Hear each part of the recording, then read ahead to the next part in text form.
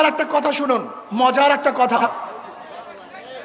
আপনারা অনেকে ইসলামী ফুবি আছে, আপনারা অনেকে মনে করেন ইসলাম যদি ক্ষমতা আসে জোর করে আমাদেরকে দাঁড়িয়ে রাখাবে, জোর করে আমাদেরকে পর্দা করাবে।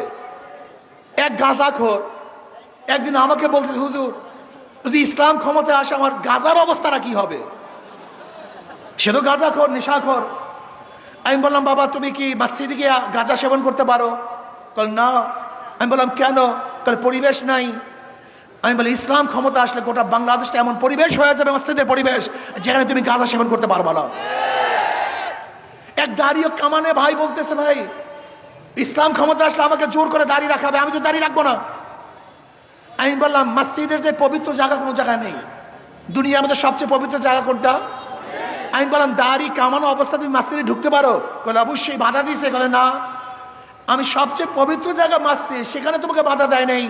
আরে বাংলাদেশের হাজারো নোংরা জায়গার থেকে তোমাকে বাধা দিবে? এটা তুমি কিভাবে ভাবতেছো? তোমাকে অবশ্যই বাধা দিবে না, বরং পরিবেশ সৃষ্টি হবে যেখানে তুমি এমনিতেই ভালো হয়ে যাবা। বিশ্বাস হয় না আপনাদের কথা? আচ্ছা বলেন তো, এই জনগণের মধ্যে একজন জনগণ কি নাই যারা বিড়ি খায়?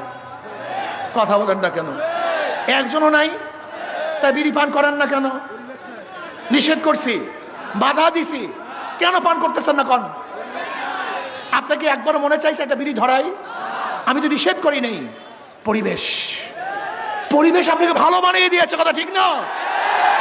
ইসলামী হুকুমত আজকে পরিবেশকে দূষণ করে ফেলছে। আমি বারবার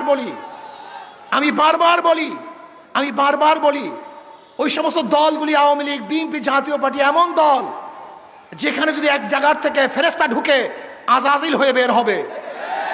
আর ইসলামী দলগুলো এরকম ভালো দল, আজাজিল ঢুকলে ফেরেশতা হয়ে বের হবে। বিশ্বাস হয় না? বুয়েটে আবরার ফাহাদকে কারা হত্যা করেছিল?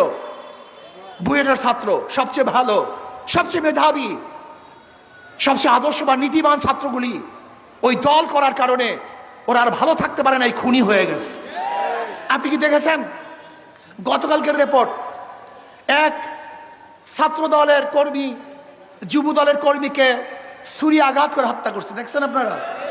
গত 3 দিন আগের খবর, এক ছাত্র দল আর এক ছাত্র দলকে আঘাত করে দুনিয়ার থেকে বিদায় দিয়ে দিয়েছে। কি মিথ্যা বললাম না সত্য বললাম? তার মানে এই ছাত্ররা ছিল ভালো, আদর্শবান, চরিত্রবান, নীতিবান, কিন্তু ওই দলগুলিতে ঢোকার পরে নীতি এবং আদর্শবান থাকতে পারে নাই, খুনি হয়ে গেছে, ধর্ষক হয়ে গেছে, চাঁদাবাজ হয়ে গেছে। ওই সমস্ত দলে হাজারো ফেরেশতারা ঢুকলে আজাজিল হয়, আর ইসলামী দলে হাজারো আজাজিল ঢুকলে ফেরেশতা হয়ে যায়। কাজী আসুন